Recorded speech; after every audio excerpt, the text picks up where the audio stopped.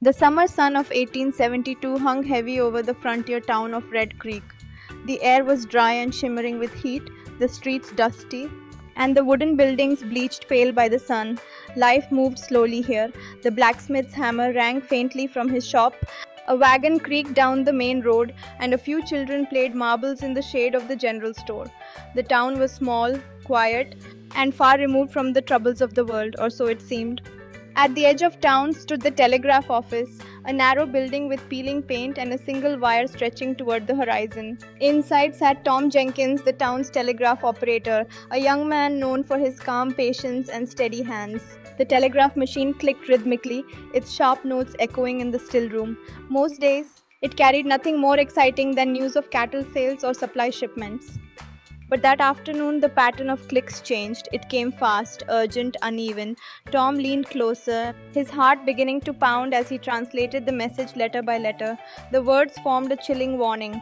Bandits heading toward Red Creek. Armed and dangerous, stop the train, prepare for attack. For a long moment, Tom sat frozen. Then he sprang from his chair and rushed outside, the streets filled with shouts as he spread the news.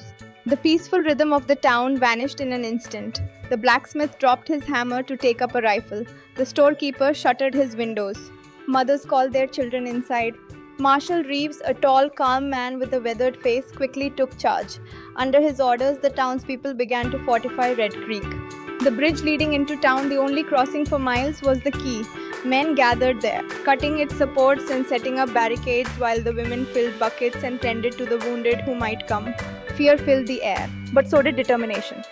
As the sun dipped low, dust rose on the horizon. The bandits were coming, dark shapes on horseback, fast and armed. The people of Red Creek waited behind their barricades, hearts pounding. Then at the last moment, the bridge gave way. With a thunderous crash, it collapsed into the ravine, cutting off the gang's approach. The outlaws turned back, shouting in anger, but the town stood untouched. When silence finally returned, the people gathered in the square, exhausted yet unbroken.